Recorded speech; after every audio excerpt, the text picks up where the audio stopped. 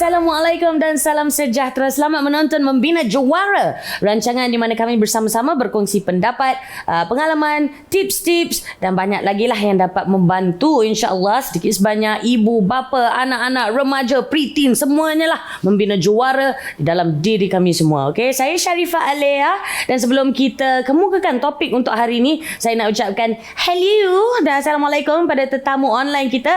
Kita ada Khatijah, kita ada Ariana dan juga ayahnya Encik Suhaimi, serta kita ada Putri Nur Aina Balkis.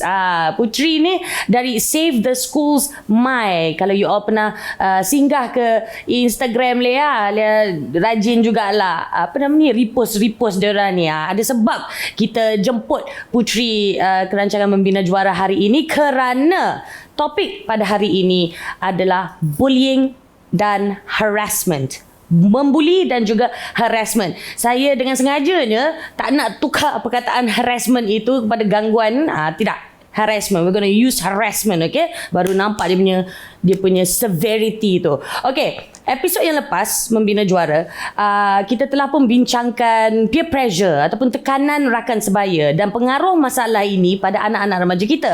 Lebih dari kami sedar sebenarnya, okey?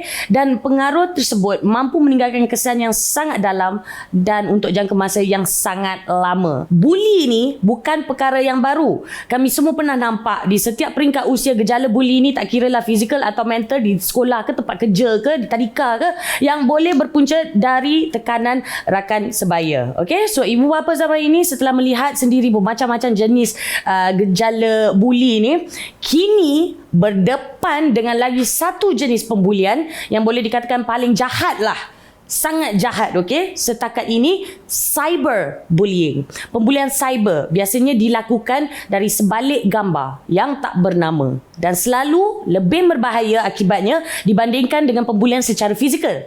Ada juga jenis pembulian yang telah berwujud sejak wujudnya komunikasi antara wanita dan lelaki, iaitu sexual harassment. Yes, sexual harassment is a form of bullying. Gangguan seksual ini jangan pernah dipandang remeh ya, kawan-kawan. Kebanyakan kes melibatkan pihak lelaki yang menggunakan harassment ini untuk menundukkan atau memalukan pihak perempuan. Kenapa? Kenapa harus seseorang itu membuli atau mengganggu atau harass? Kenapa masih lagi wujud mentaliti ingin membuli dan mengganggu ini? Dari zaman atuk nenek hingga ke ibu bapa sampailah ke anak-anak kita. Dan kenapa kadang-kadang kita nampak anak-anak kita yang terjebak membuli orang? So banyak soalan yang kita nak kupas hari ini, banyak isu yang kita nak get to the bottom of it lah, okay? Dan dengan harapan dapat sedikit sebanyak membendung gejala ini. Bersama Membina Jawara hari ini kita ada pakar psikologi kanak-kanak, Profesor Datin Dr. Mariani Magno to help us deal with this issue. It's so good to have you back, Prof. Saya pun suka. Seronok sangat. You guys are gonna love this. Okay, Prof, kita akan terus ke soalan yang pertama, right? Okay, apakah itu bully dan kenapa? Kenapa tu yang saya tak boleh nak singkirkan daripada otak. Kenapa masih lagi wujud? Okey, apa bully? Bully sebenarnya adalah satu tindakan yang dibuat dengan sengaja. Tujuannya ialah untuk menyakitkan hati. Betul. Dan dalam masa yang sama untuk memberi tekanan. Okey. Nah, ini tidak termasuk bully secara fizikal sahaja, tetapi bully dalam bentuk lisan, kata-kata. Kita ada cyberbully dan kadang-kadang bully ini datang juga dalam bentuk emosi. Bentuk emosi pun ada juga, dan tak kurang juga dalam bentuk sosial. Baik, kenapa perkara ini wujud? Sebenarnya bully ni wujud sejak zaman saya sekolah juga.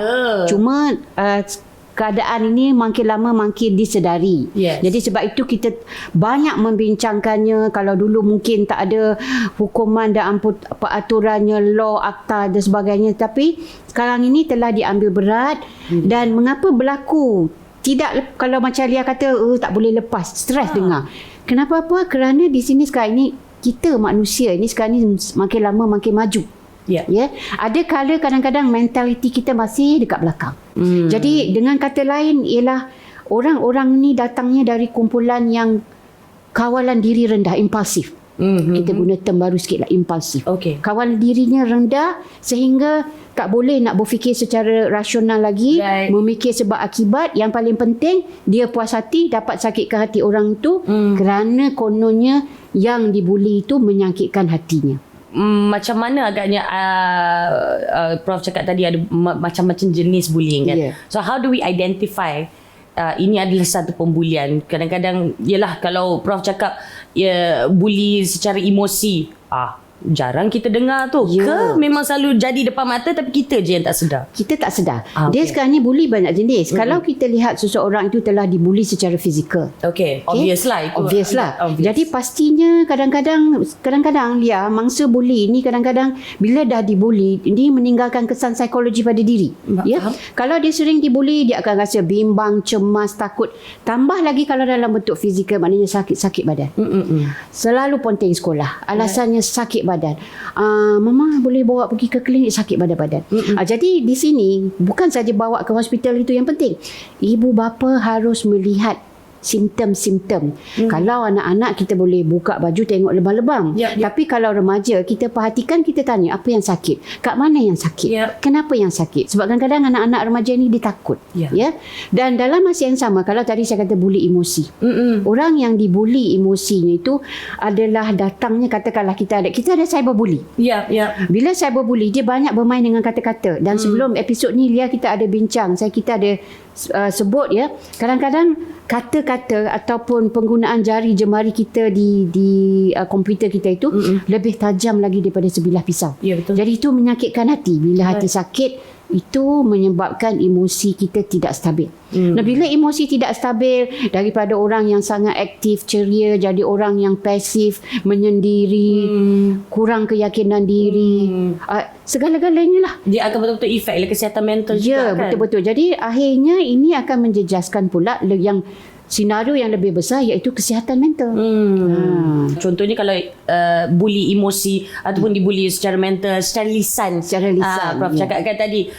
Betul cakap Prof, kalau kita, anak-anak ataupun remaja sekalipun, kalau kita nampak bekas-bekas luka-luka, kita boleh tahu okey ni kenapa, apa jadi. Kalau emosi kita tak nampak, so what are the telltale signs? Itu jugalah lebih menyendiri. Kemudian ada perubahan tidur, tak boleh tidur. Kemudian selera makan pun kurang. Jadi ini perkara-perkara yang perlu diperhatikan oleh ibu bapa terhadap anak yang memang nampak ada perubahan. Kalau sebelum ni makan laju, tak kira lauk apa sekalipun, tiba-tiba makan lauk sedap pun tak lalu makan. Sebab apa?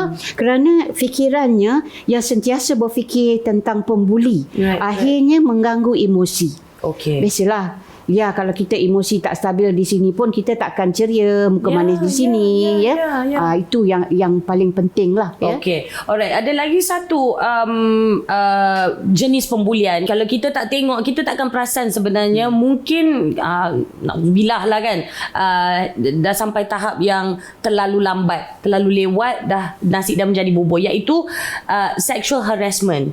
It is a form of bullying, and it is a bullying bullying tactic yang kita takkan nampak ialah kesan-kesannya until it gets a bit too late. So apa bezanya daripada bully yang lain-lain ni? Okey, bila kita kata sexual harassment, berbelit lidah saya, gangguan seksual.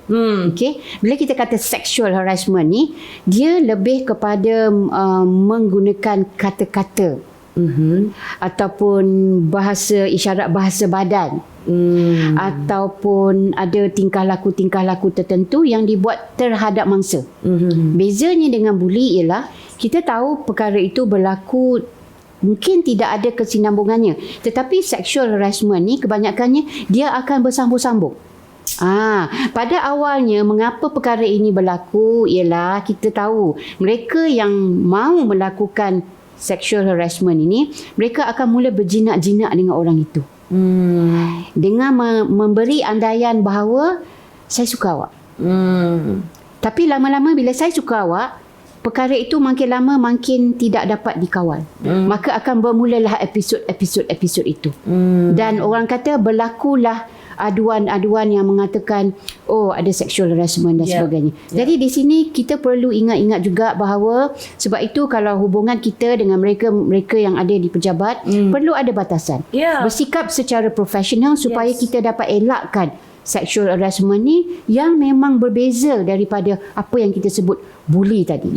Tapi kebelakangan ni ada makin lama makin muncul ialah dengan peredaran masa dengan media sosial sekarang ni, a lot of people are more vocal about the issues that they're going through, dan kita dapati yang sebenarnya sexual harassment ni malang nasib kita banyaknya bermula di zaman sekolah, di sekolah menengah, di sekolah rendah, dan bully ni pula wujud sampailah ke pejabat, ke arena pekerjaan kononnya. Okay, so tak apa, yang tu kita akan mendalami kejap lagi. Sekarang ini saya nak tahu, kita ada sebut ni episod lepas, mungkin Prof boleh explain it again lah, mungkin daripada yang dah terlepas kan. Saya masih tak faham seorang yang sopan santun. Contohnya lah, okay, kalau kita tengok kalau saya ganas sikit, kuat suara, so kalau lah misal kata saya ni terjebak keyboard warrior, tak terkejut sangat lah. Sebab dah memang tengok pun dah tahu dia ni memang vokal kan, dia ni memang speak some mind konon. Tapi kalau macam Prof,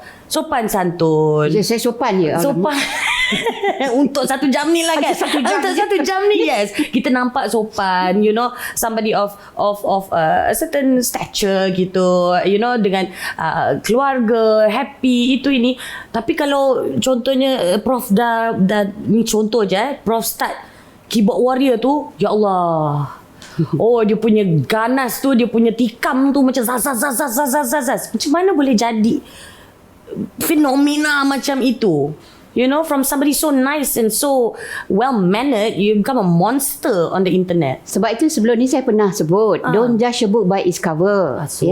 Maksudnya, bukan saya lah, sopan waktu 1 jam ni je. 1 jam je. Tapi, kalaulah kata seseorang itu pakaian dia kemas, kalau dia seorang wanita cantik dengan kasut tinggi, kalau lelaki dengan kemeja, dengan sikat rambut rapi. Tetapi sebenarnya, dalaman itu tidak boleh kita samakan dengan luaran juga. Tapi untuk segelintir individu atau untuk segelintir manusia lah tak semuanya begitu Baik, mengapa mereka jadi orang kata keyboard warrior gitu. Orang kata menghentam, mengkeji, mencaci dan sebagainya, kerana dia tidak dapat peluang untuk meluahkannya di halayak ramai, kerana kita manusia ada kelemahan dan kekuatan. Betul. Ada orang yang kadang-kadang lemah bila berhadapan dengan orang-orang di sekeliling, tetapi akan menjadi singa, harimau dan sebagainya apabila di belakang mereka, yang tadi saya dengar Lia kata di belakang gambar, di belakang tembok sana, kita tak tahu nama itu nama betul. Jadi di sini itulah dia sikap manusia kerana di sini kita manusia ni kita ada sikap yang orang kata defensive mechanism kita tinggi. Tetapi kadang-kadang defensive mechanism itu kita tak boleh luahkan di hadapan publik.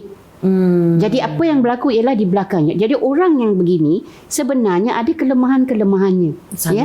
Sangatlah ada kelemahan-kelemahannya. Contohnya sopan di depan tetapi belakang, Masya Allah, menakutkan. Okey. Itulah yang di soal Lia tadi tu memang soalan yang cantik. Terima kasih. Soalan je. Okey, tak apa. Kita akan kembali sebentar lagi. Seriously ada banyak lagi soalan yang nak diajukan kepada Prof, juga pada Putri, dan soalan-soalan tetamu online kita. Jadi jangan ke mana-mana. Kita berdiskusi mengenai bully dan harassment dalam Membina Juara. Kembali sebentar lagi.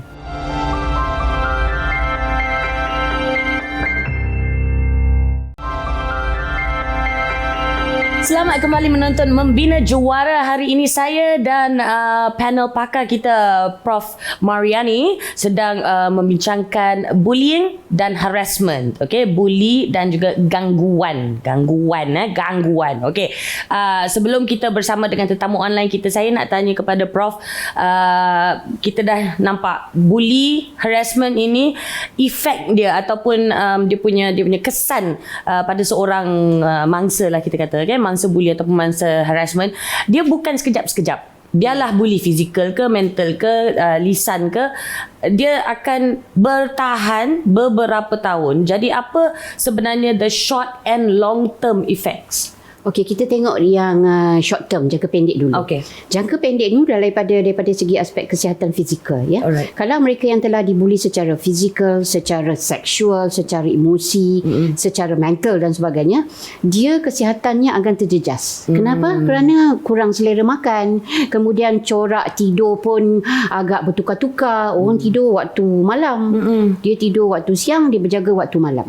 Jadi Anxiety. bertukar, anxiety, kebimbangan. Jadi yang macam dia sebut, anxiety, kebimbangan, stres, semua itu adalah jangka pendek. Okey. Okey. Oh my Dan akibatnya nanti apabila anxiety dia bimbang, dia murung dan sebagainya, dia takkan ke sekolah. Jadi fokus tumpuannya pada proses belajar itu dah makin lama makin kurang dan akhirnya menyebabkan terjejasnya pencapaian akademik. Jadi ibu bapa yang anaknya memang excellent, ya memang bijak pandai, sentiasa number one in the class, tiba-tiba jatuh. So perlu diselidik apa yang berlaku. Mesti ada sebab. Itu jangka pendek ya. Kalau yang jangka panjang, kalau kesedihan, emosi itu berpanjangan, tidak ada sokongan, tidak ada bantuan, tidak ada soal tanya daripada mak ayah, stres itu akan berpanjangan seolah-olah jadi satu unfinished business. Jadi bila emosi yang berterusan ini, itu yang akan membawa kepada kemurungan. Kemurungan yang terlampau, ada kajian yang menyatakan bahawa apabila anak-anak ini dibuli, kemurungan ini kata yang berlaku boleh menyebabkan mereka bunuh diri. Ada kajian. Ya.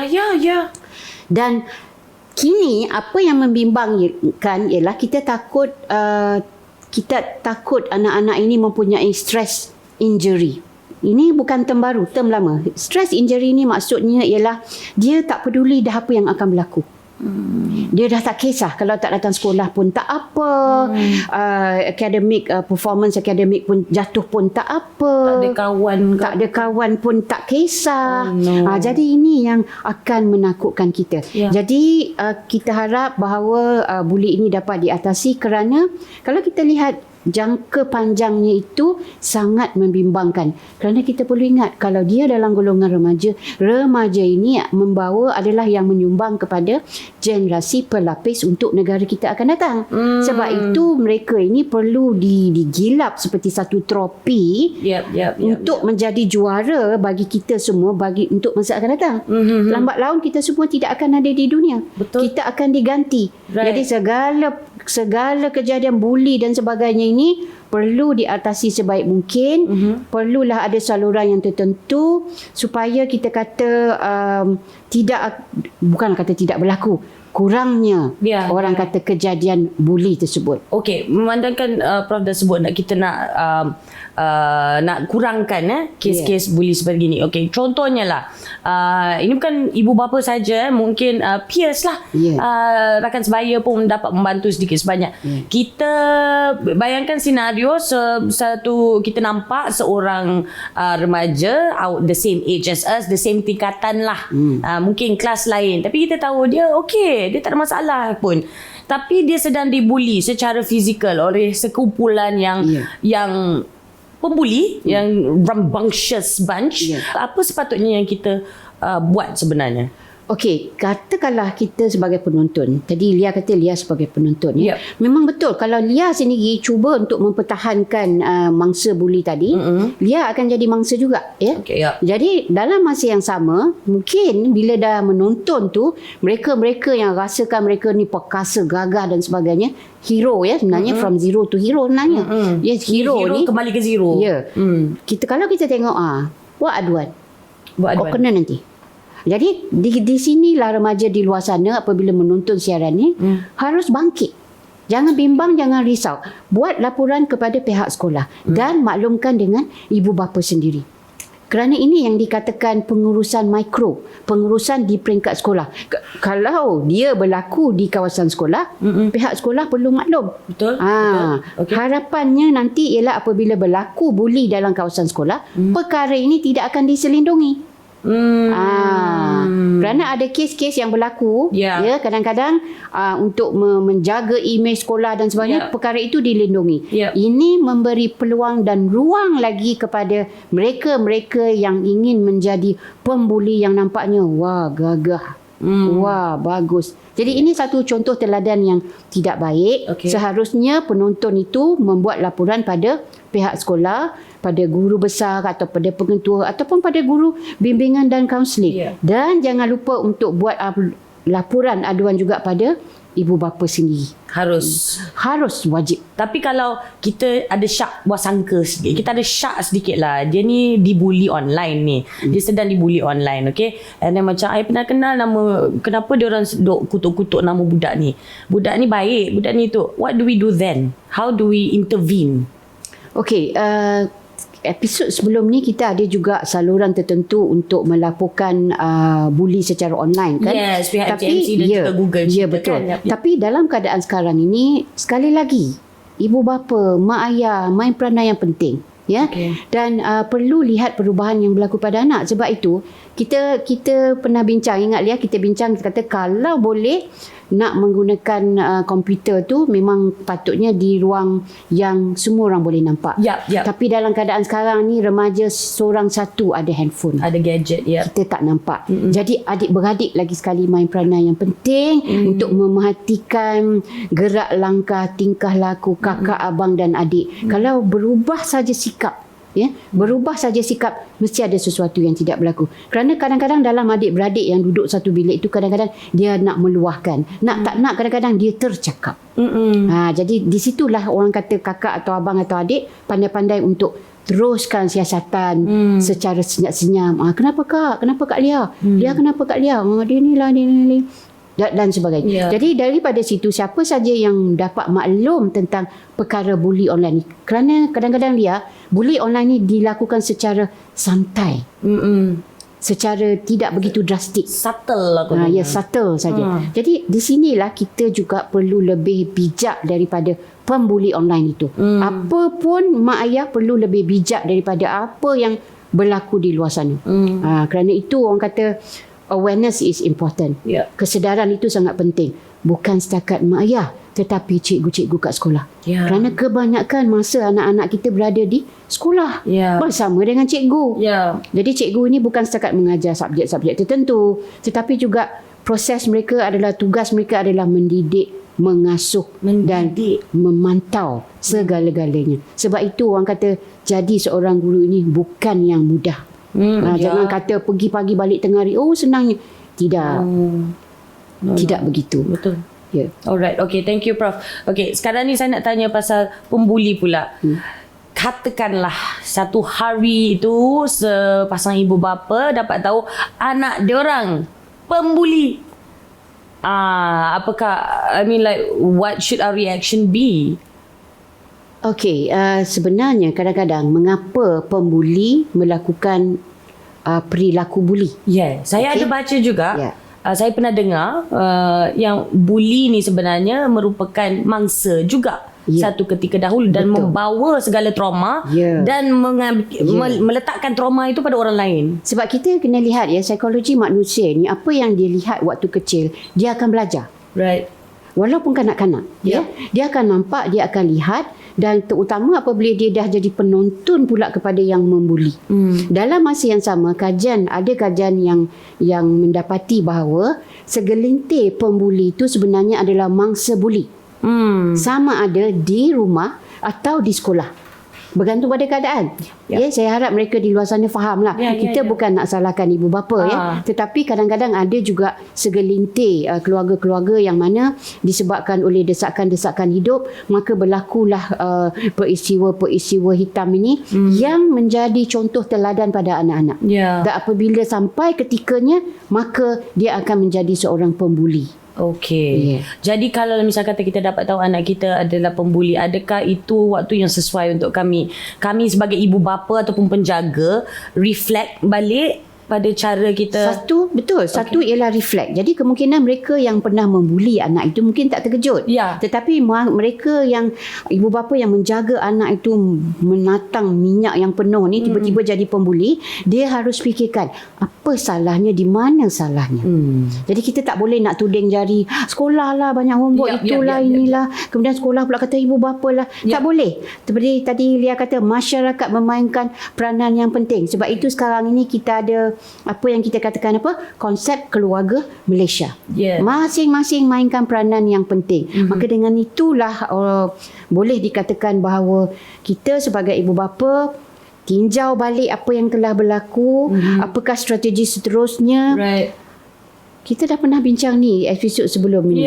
Keremajaan mereka perlu dijaga. Right. Hubungan sosial, emosi mereka perlu kita jaga. Walaupun mereka dah boleh berjalan sendiri, naik bas sendiri, tetapi emosi mereka kita pastinya jaga dengan baik. Dan berbalik kepada kemasyarakatan tu, I mean, always you can always refer to other parents. Ya, betul. Tanya balik. Kan? Terutama kalau keluarga-keluarga yang terdekat yang anak-anak ni ataupun bully ataupun pembuli atau buli ni rasakan dia boleh luahkan. Sebab kadang-kadang dengan mak ayah mereka takut. Jadi ada lagi ramai orang yang boleh dirujuk untuk menyelesaikan masalah supaya akhirnya tidak berlaku kes bully membuli. Okey, insyaAllah. Alright, kita ada masa untuk soalan yang pertama dari tetamu online kita, Khatijah. Silakan. Hai, Prof, saya nak tanya sikit. Okey, seperti yang tadi kan, kebiasaan ni seperti yang dicakap tadi, kebiasaannya pembuli ni datang daripada keluarga yang mempunyai pembuli, jadi dia sendiri dah merasa dibuli. Bila dia rasa dah dibuli, dia pun membuli. Okey, kemudian Prof kata perlulah mereka yang dibuli ini melaporkan pada cikgu, mak dan mak bapak. Okay, so bila melaporkan kepada mak bapak, okay, mak bapak, what is the best approach? Perlu ke, wajarkah mak bapak ni berinteraksi dengan mak bapak sana, di mana kita tahu mak bapak itu pun yang membuli anak dia. Okay, so sebagai mak bapak, apa kita nak buat? Faham. Okay. So kalau kita ibu bapa, pembuli itu pun boleh nampaklah cara pembulinya dibawa dari rumah. So adakah kita patut, adakah wajar kalau kita sendiri menegur ibu bapa pembuli itu? Okey, Khatijah, satu soalan yang sangat baik. Sebenarnya peristiwa ini banyak juga berlaku dalam negara kita, ya. Saya rasa kalau Khatijah ingat lagi, memang ada yang berlaku yang mana ibu bapa kepada mangsa buli cuba bercakap dengan ibu bapa pembuli. Tapi kadang-kadang ibu bapa mangsa buli, kena hati-hati cakap, ibu bapa mangsa buli kadang-kadang tidak mahu berbicara dengan ibu bapa pembuli. Okey. Kerana telah berlaku sesuatu yang sangat tidak dapat diterima yang telah berlaku ke atas anaknya. Faham. Okey, tapi sepatutnya perkara ini tidak boleh berlaku. Sebab itu perlunya orang kata Persatuan Ibu Bapa Guru di sekolah perlu ada PIBG. Sebab itu PIBG memainkan peranan yang penting dalam memastikan jika berlaku buli, apa modus operandi yang patut dibuat. Kerana kalau kita biarkan mak dengan mak, ayah dengan ayah berjumpa, masing-masing pula Dah jadi akan jadi masalah satu. Second level membuli pula. Right. Jadi akhirnya masalah tidak kesudahan.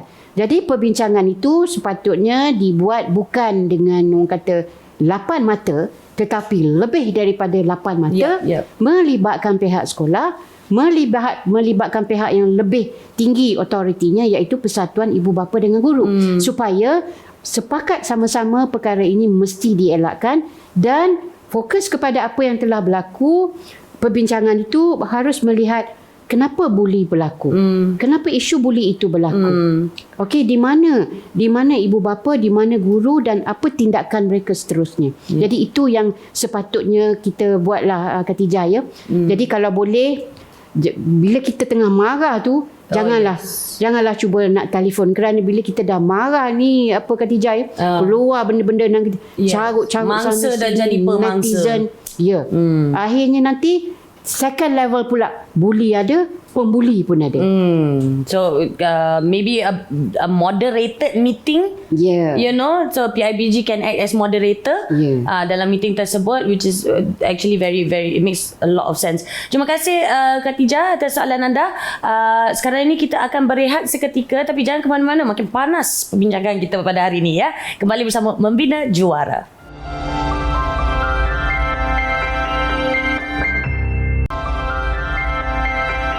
Selamat kembali menonton Membina Juara bersama saya Sharifah Alia dan panel pakar kita pada hari ini Profesor Mariani membincangkan bullying dan harassment ataupun bully dan gangguan remaja sekarang ini. Dan di talian kita ada seorang yang sangat istimewa iaitu Putri Nur Aina Balkis, founder of Save the Schools My, yang dengan harapan untuk membuatkan sekolah-sekolah tempat yang selamat untuk pelajar-pelajar, a safe space. Alright, tapi sebelum itu mesti ada sebab kenapa tergerak hati Putri nak bina, nak tubuhkan Save the Schools My ni. So Save the Schools MY ialah sebuah platform di mana bekas dan juga mangsa-mangsa sexual harassment, budaya rogol, budaya bully, any form of abuse experience dalam sekolah untuk berkongsi kisah. Kiranya macam kalau mereka ni ada pengalaman tapi mereka ni macam tak jumpa platform untuk bercerita, so they would come to the platform. Kita ada sediakan Google Form untuk mereka berkongsi, jadi semua identifying factor akan diasingkan daripada kisah tersebut lah. So the idea is sebab bulan 4 hari tu ada gelombang perbincangan sexual harassment di sekolah. So it took social media by storm, and masa tu juga macam makin ramai mangsa, kebanyakannya wanita, speak up, berkongsi tentang pengalaman, tapi mereka ni dipersendakan oleh enablers online. So saya pula memang saya media relation executive by day, tapi saya memang ada huge passion tentang education issues.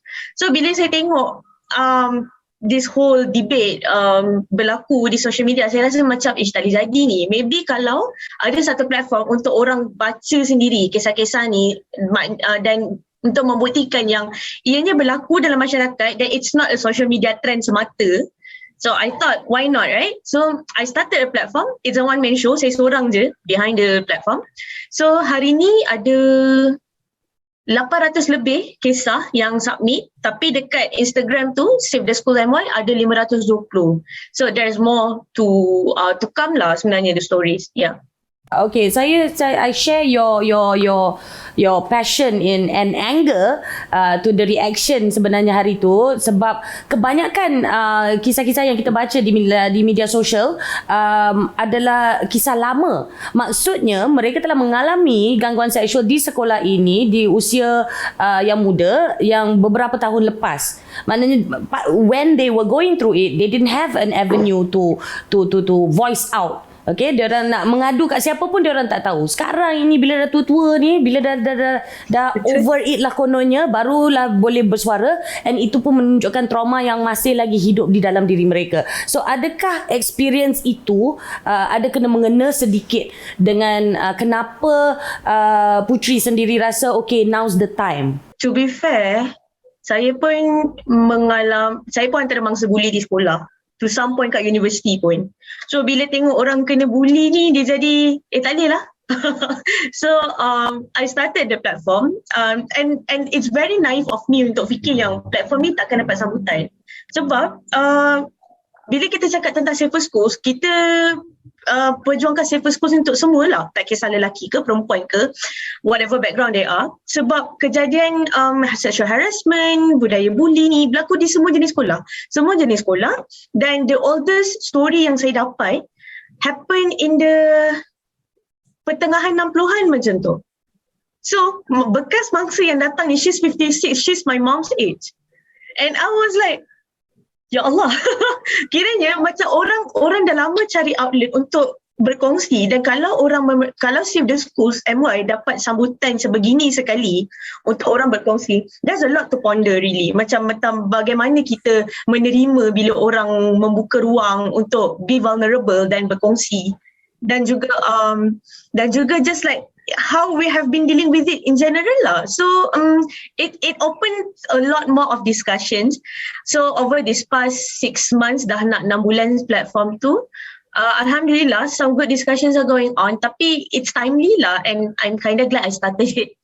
Tapi dengan timbulnya kes-kes macam gini, and also what you see selepas menubuhkan Save the Schools My ni, ternyata ini pun I dah rasa dah bertahun dah I rasa sexual bullying ataupun sexual harassment, gangguan seksual di sekolah, tak kiralah di antara students, pelajar sama pelajar ataupun guru dengan pelajar, also tak kira lelaki perempuan, guru lelaki ataupun perempuan, memang dah lama dah ada kes. Kita zaman kita kat sekolah pun kita akan nampak, confirm punya nampak, tapi underreported.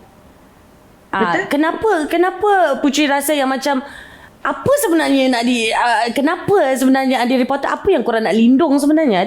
You know what I mean? What do you think? Saya rasa bila kita cakap tentang kenapa baru sekarang this national level discourse are taking place, sebab cerita-cerita macam ni daripada tahun 60-an, 70-an semua ada. Saya rasa sebab is this how today's generation are built lah? Diorang ni memang built differently. Macam they are very unafraid to speak their mind dan to stand for their rights. Sampai macam bila kita yang adults ni tengok pula macam kenapa saya tak terfikir nak bercakap benda ni when I was in school. Macam bila kita tengok ada orang kena bully ke, macam saya datang pada sekolah berasrama penuh, semua perempuan sekolah agama. So memang banyak je macam cerita-cerita macam ni lah yang biasa dengar, tak dalam sekolah sendiri, kat sekolah orang lain. But kita jadi accustomed untuk believe yang biasa lah tu, normal lah. Macam tak ada apa lah tu, kuatlah sikit, bukannya awak seorang je yang kena. Which is, to think of it, kejadian bully ni, budaya bully ni ia satu perkara yang sangat jelek. Ianya sangat memberi efek kepada pembangunan insaniah dan karakter seseorang. Macam saya pun, bila saya go through tahun sekolah dan universiti, dan saya go through it, saya rasa saya okay, tak ada apa. Tiba-tiba as I turn 25 last year, saya start dapat flashbacks. Saya start macam apa Prof Marian cakap tadi, tak boleh tidur malam, dia terfikir macam kenapa. So it came after a decade later. So bila orang, kalau siapa yang menonton rancangan ni nanti, kalau kata bully ni tak ada apalah semua matter, tak. Because personally it's been 10 years, 12 years, I'm still not laughing when I think about it. Still hurts lah. Yes, what you said right there, I hated that sentence growing up. It's like, you know what, one day you're going to look back and you're going to laugh about it. No. After 10 years, after 10 years, obviously Puteri is not laughing about it. So it's not funny. Bullying is not funny. It's not gangguan anja-anja. Alah, cakap je tak buat apa-apa. No. It is serious. Personally, and it stays with you for so long, bertahun-tahun ya. Dia punya kesannya atas mental, fizikal seorang remaja bertahun-tahun, sampailah remaja itu beranak remaja sendiri. Kesannya sampai jangka masa itu. Okay. Puteri, very emotional. Okay, this subject. No, okay. Kan? Like really man, Puteri, I tell you. Okay, so Puteri, sebenarnya saya nak berikan ruang pada Puteri sendiri kalau ada soalan-soalan untuk Prof Mariani kita, who's also very... Okay. Prof Mariani, I think thank you so much for having me. I think maybe kalau saya boleh dapatkan pandangan Prof Mariani lah tentang budaya bully, tentang bila kita bercakap tentang self-esteem yang terkesan akibat budaya bully. Apa antara underrated circumstances yang mangsa bully ni sering hadapi as they grow up, tapi kita tak bincangkan sangat tentang hal ni, because kita terlalu fokus kepada, bukan kita, macam bila kita cakap tentang bully mesti macam dia macam ada satu tarikh, habis sekolah it's over. Well, it's not actually. So apa pada pendapat Prof Mariani, apa antara efek ke atas mangsa yang kita as a society patut bincangkan dan lagi kisah a bit more? Sebenarnya bila Puteri sebut tadi, dia mengingatkan saya semula waktu saya sekolah. That was 40-50 years ago ya. Saya juga dibuli, tapi waktu sekolah rendah ya. Tapi di sini yang patut dibuat sekarang ni ialah adanya platform sebeginilah. Maknanya memberikan kesedaran semula tentang bully adalah sesuatu yang perlu diselesaikan. Malah orang yang sekarang ni berumur 50, 60 tahun, 70 tahun masih lagi teringat tentang bully tersebut. Yang mana kalau tidak ada penyelesaian, platform seperti apa yang Puteri buat ini, saya rasa perkara ini tidak akan ada kesudahan kerana buli itu tetap akan berlaku. Jadi platform yang Puteri buat ini memang satu, orang kata wadah, satu platform yang sangat baik supaya masyarakat di luar sana sedar bahawa pembuli ini wujud dan mangsa buli juga wujud bersama. Dan kita kadang-kadang tidak boleh nak salahkan mana-mana pihak, tetapi yang penting perlulah berbuat sesuatu. I think it's time kita ucapkan selamat tinggal pada zaman ignorance. You know, yang semua kita tak tahu pun itu bully, kita tak tahu pun itu. Ini dah 2021 Dek Nur. Kalau kau tak tahu lagi, sila masuk balik dalam gua dan duduk sana senyap-senyap. Okay, Puteri, I want to know what you think. Why I think is obvious lah. Kan, go back into your caves and stay there quietly. That's not probably not the best advice. What do you think needs to be done to make school a safer place, untuk menjadikan sekolah ini yang sejak azali sepatutnya memang sebuah tempat yang selamat buat pelajar untuk menimba ilmu, untuk menimba kebijaksanaan sosial. So what do you think is needed? Wow, kalau tanya what can we do to make school a safer place, there's a lot I can talk about this all day. Tapi I think like some prominent points would be mungkin dah sampai masa kita empower pada pelajar kita to stand up for their rights. Maybe kalau dalam lensa sexual harassment, maybe teach the boys and the girls like what is okay, what is not okay, try to get to know about their body rights better. Sebabnya macam kita kadang-kadang kita ni ada tendensi untuk melayan, you know, macam generation kanak-kanak, budak-budak ni macam dia orang ni tak tahu apa-apa. Macam dia orang ni tak ada langsung ability to stand up for themselves. So maybe we can start from there. And this is where the culture kasih sayang macam Prof Mariani cakap tadi come in. Dah tiba masa untuk kita empower para pelajar ni dengan kasih sayang, dan maybe juga para pendidik, authority of power.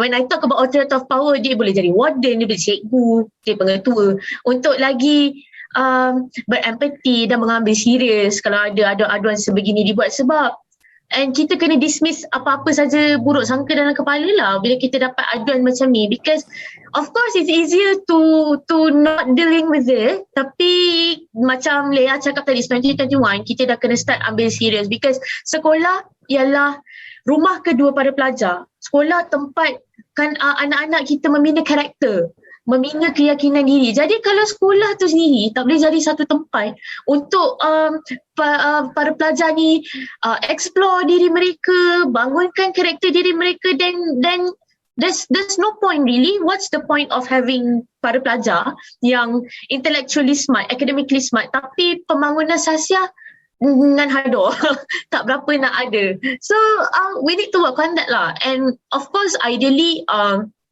just like to create this synergy lah untuk make school a safer place. Sebab we can talk so much, like we can talk about IBG roles, we can talk about bystander roles, which tak cukup segmen ni I believe, tapi ini antara point yang kita boleh highlight.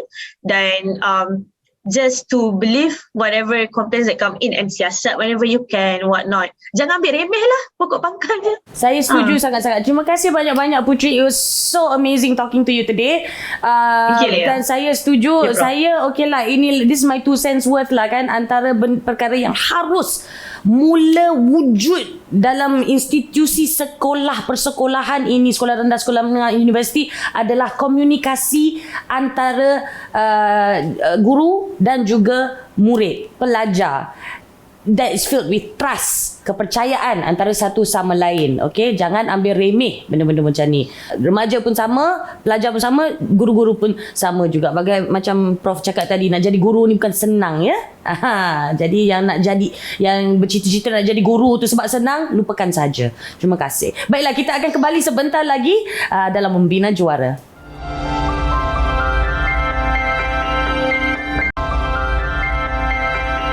Selamat kembali menonton Membina Juara. Topik hari ini bully dan harassment ataupun bully dan gangguan. Di talian kita ada tamu online kita, Ariana Sufia, dan juga ayahnya Muhammad Suhaimi. Silakan dengan soalan-soalan anda.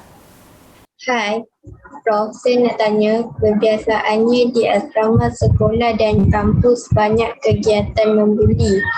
apakah ini wabak yang diwarisi atau simbol kemegahan? Okey, Ariana, soalan tu sangat cantik. Okey, adakah orang kata kegiatan membuli ini diwarisi? Kita kena ingat ya, kegiatan membuli ini dia tak ada DNA. Ya, dia tak ada, ini bukan genetik. Maksudnya dia bukan diwarisi, tetapi menjadi satu ikut-ikutan. Ya, daripada trend zaman 60-an bawalah kepada trend 21. Malah lepas ini akan ada lagi. Bukan kita nak beri jangkaan yang tidak baik, tetapi kalau perkara ini tidak dibendung, dia akan sentiasa berlaku. Jadi dia bukan satu yang diwarisi, tetapi dia adalah satu ikut-ikutan. Kerana anak-anak muda ni sentiasa mengikut. Malah diikut cara barat pun kadang-kadang diikut apa yang dia tengok dekat TV, itulah yang dia akan ikut. Jadi perkara ini harus diberhentikan. Dan dia juga kalau dalam kalangan remaja, ya, dia adalah satu simbol kemegahan. Kerana remaja itu, seseorang remaja itu nak tunjukkan, tengok saya hebat, saya berjaya buat dia tunduk, saya berjaya buat dia bagi saya duit RM2 setiap hari. Jadi ini adalah satu simbol kemegahan. Dan kalau ini tidak dipantau lagi sekali oleh ibu bapa, perkara ini akan menjadi tontonan. Tadi dia kata dia menonton. Tontonan kepada mereka yang menonton, dan ini akan menjadi ikutan lagi. Dan ia akan jadi satu rangkaian, ya, rangkaian yang tidak akan putus kalau tidak ada pemutusnya. Itu jawapan dari saya, Ariana, ya. Harapannya Ariana juga bukan mangsa buli ataupun jauh dari menjadi pembuli. Break the chain. Okey, soalan Cik Suhaimi pula, silakan. Terima kasih, Prof. Soalan saya pada prosesi ini, apakah membuli sinonim dengan kedudukan masyarakat yang rendah moral dan etika, miskin akhlak dan adab, dan ini akan memberi kesan langsung kepada kesantunan masyarakat? Apa pandangan Prof? Ya, sebenarnya isu membuli ini seperti yang saya sebut awal tadi, orang yang membuli ini dia adalah seorang yang impulsif. Kawalan dirinya rendah. Bila kita kata kawalan dirinya rendah, maksudnya di sini adab sopan santun dalam keluarga itu kurang, ya.